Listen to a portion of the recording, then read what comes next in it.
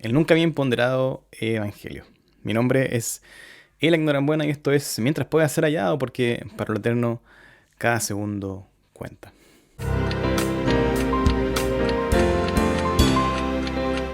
Antes de comenzar, si disfrutas del contenido, dale me gusta, suscríbete y activa la campana para que seas notificado de futuros videos. Esto ayudará a que el contenido del canal sea sugerido a otras personas y puedan también ser bendecidos por él. El episodio anterior fue más una suerte de resumen de todo lo que hemos visto respecto a la salvación, que no ha sido poco. Vimos las 5 respuestas que hemos respondido ya respecto a este asunto. ¿Quién? ¿Cuándo? ¿Cómo? ¿Por qué y para qué? El hecho es que si bien todas están contestadas, no todas lo están de manera completa. En el cómo Dios salva, solo lo respondí en términos de cómo Dios hace posible la salvación. Y la respuesta corta era la encarnación. El día de hoy debemos hacernos la misma interrogante, pero ahora con la mirada en nosotros. Me explico. Cuando nos preguntamos cómo Dios salva a pecadores, tenemos claramente nuestra mirada en Dios y vemos cómo Él soluciona el problema del pecado a través de la encarnación, del Hijo de Dios. Pero la respuesta a la interrogante ¿cómo? Está incompleta porque nos falta preguntarnos otra pregunta que nos obliga ahora a mirarnos a nosotros mismos en función de lo que Dios ha hecho. Y esta es, ¿cómo puedo ser beneficiario en la salvación que Dios ha provisto a través de su Hijo? Me era necesario entonces contestar el primer cómo, no obstante, porque es la obra de Dios a través de Cristo la que pone el cimiento para que siquiera la salvación del pecador sea posible. Como ya es común, hay una pregunta corta y una respuesta larga a cada pregunta. La respuesta corta a la pregunta ¿cómo puede el pecador ser participante de la salvación en Cristo? Se puede resumir en una palabra: Evangelio.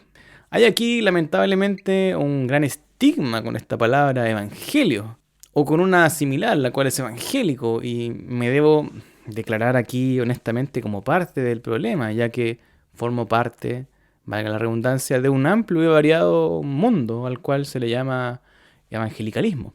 Para mi desdicha y la de muchos, todos los derivados de la palabra evangelio tienen ya en la sociedad ajena a la fe cristiana un estereotipo.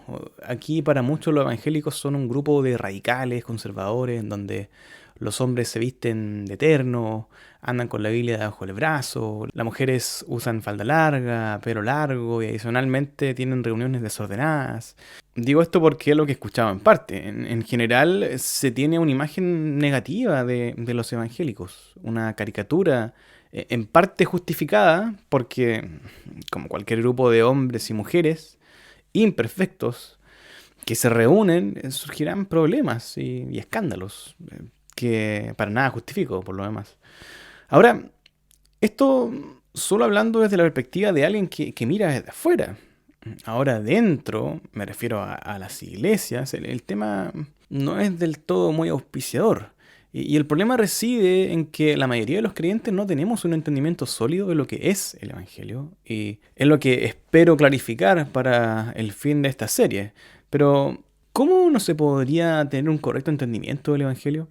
El Evangelio es la única esperanza para el pecador y por ser un mensaje tan preciado, no es que ahora esté bajo ataque. Ya en el siglo I, Pablo le escribía a un grupo de creyentes que residían en Asia Menor las siguientes palabras: estoy maravillado que tan pronto os hayáis alejado del que os llamó por la gracia de Cristo para seguir un evangelio diferente. No que haya otro, sino que hay algunos que os perturban y quieren pervertir el evangelio de Cristo. En el mismo siglo en que el evangelio es revelado, ya existían personas que querían pervertirlo, torcerlo, alterar alguno de sus elementos de manera que no fuera el mismo. Pablo afirma que no hay otro evangelio, ya que el auténtico evangelio es único, pero él habla de otros como si existiesen, pero en realidad no son otra cosa que perversiones del verdadero evangelio, lo que lo convierte en falsos evangelios. A 2000 años de esta realidad, las cosas no han mejorado y desde este punto de vista nos podemos encontrar con diferentes falsos evangelios en el mejor de los casos. Estos falsos evangelios son el resultado de haber sustraído algunos de los elementos del verdadero. Y en el peor de los casos es haberlo cambiado en una de sus partes o simplemente cambiarlo del todo. Sin embargo, existe otro grupo de personas con mejores intenciones que no han pervertido el evangelio adrede, pero que predican una media verdad o simplemente algo distinto por ignorancia. Dentro del círculo cristiano se escuchan frases como yo nací en el evangelio o he caminado en el evangelio. Algunos otros afirman que cada vez que hablan cualquier cosa de la Biblia, están hablando del evangelio. Entonces sucede lo que sucede con cualquier palabra que se comienza a utilizar con mucha frecuencia y de una generación a otra comienza a usarse para significar cosas que nunca significaron originalmente. Entonces, ¿hay alguna esperanza de recuperar la intención original de lo que esta sola palabra involucra? Gracias doy a Dios que sobrenaturalmente se ha encargado, a través de los tiempos, de preservar divinamente un libro que muchos podemos tener en nuestras manos. La Biblia, en la cual nos puede clarificar esta situación. Será entonces mi misión, con todas mis imperfectas habilidades, procurar presentar todos los elementos del mensaje que el pecador urgentemente necesita escuchar. El único mensaje que le puede dar esperanza, el mensaje del Evangelio.